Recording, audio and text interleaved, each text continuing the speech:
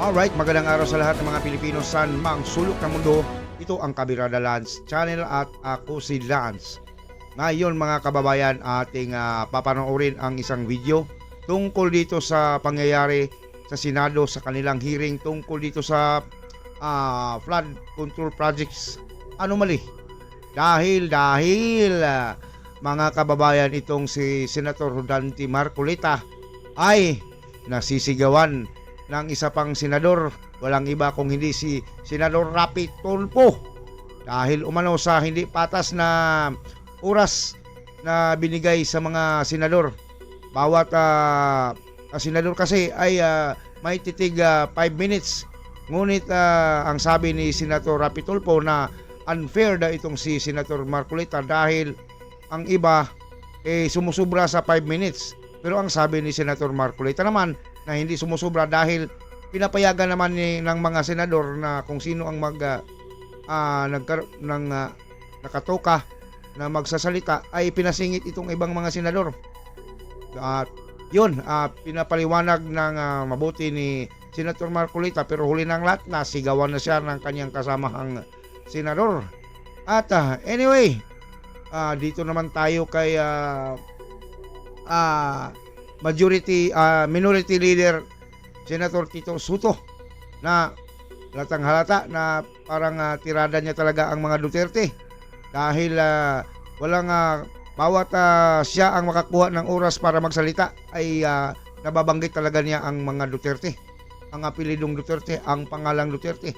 At ang sabi niya, ito pala ay palaging nagtatambay doon sa Malacanang, Palasyo Malacanang, dahil ang sabi ni Senator Soto na noong nakaraang Thursday ay doon siya sa Malacanang at nag-usap sila ni Marcos Jr., ang presidente, at napag-usapan nilang tanggalin daw nila ang mga nasangkot na mga opisyal ng gobyerno sa flood control project. At ito naman ay mga tauhan daw. Itong mga nakasangkot ngayon ay mga tauhan dati, mga appointed ni dating President Rodrigo Roa Duterte.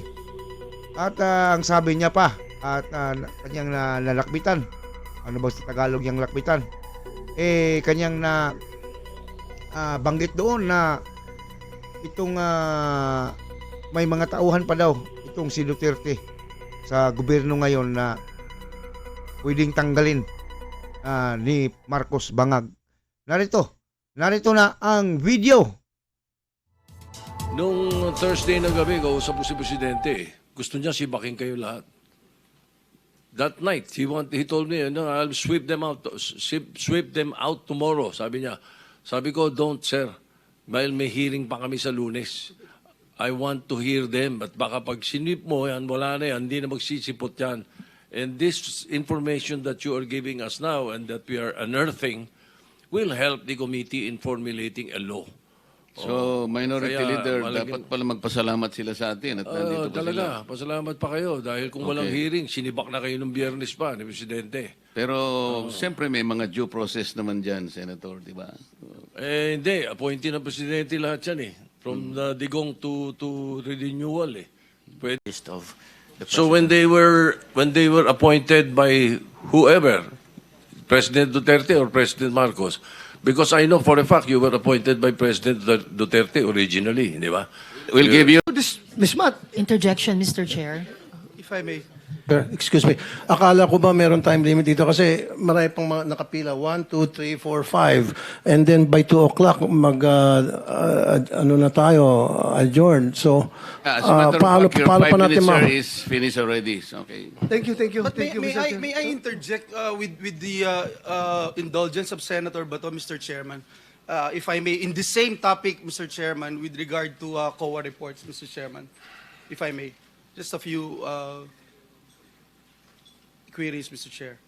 Queries Yeah. na kasi Yes, nakalinya Mr. yung Chairman, mga- because I heard, because I'm sure a lot of our people are listening and watching. Very interesting yung ni-raise ni Senator Bato.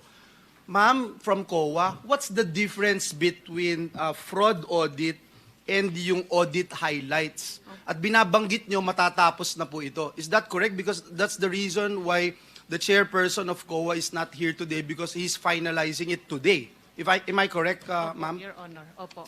Yung fraud audit po, ang result po ng kanyang, or report po na lalabas, ay yung pong audit highlights po natin. The audit highlights would contain the significant or yung key takeaways po doon sa ating fraud audit, wherein the nature of the alleged fraud and the persons liable, at saka yung mga gathered po na evidence, ang lalamanin po ng ating highlights.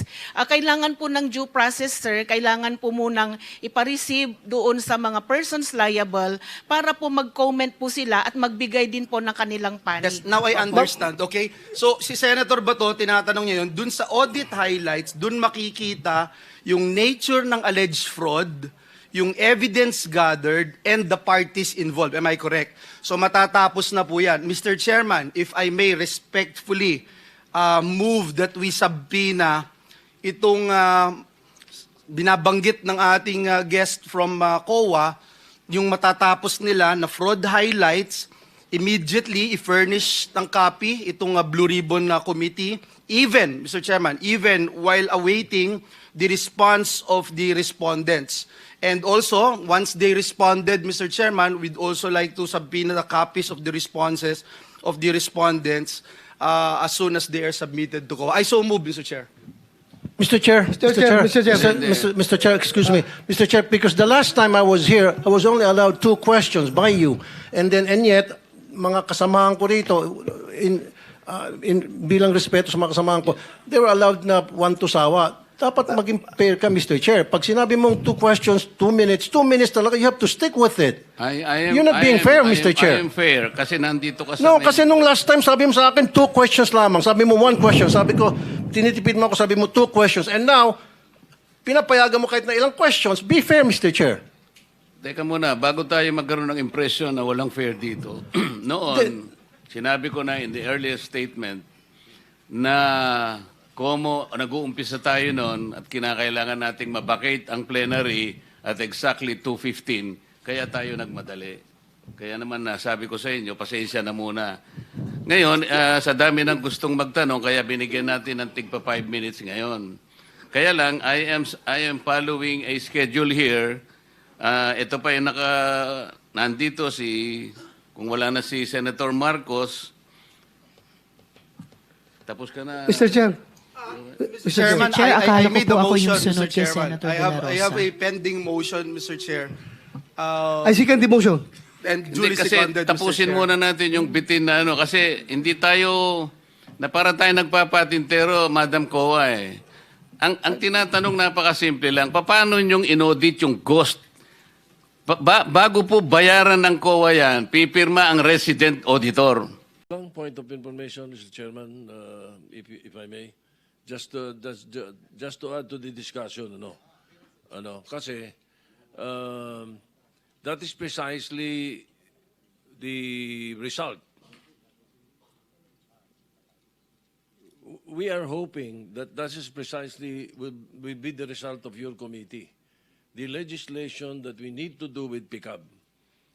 We need to overhaul PICAB, perhaps look into the CIAP, and see if it is really should be under the DTI.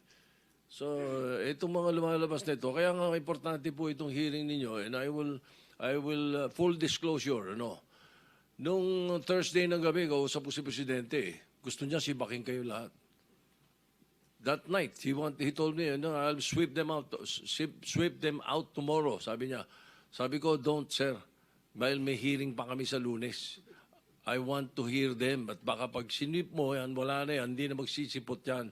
And this information that you are giving us now and that we are unearthing will help the committee in formulating a law.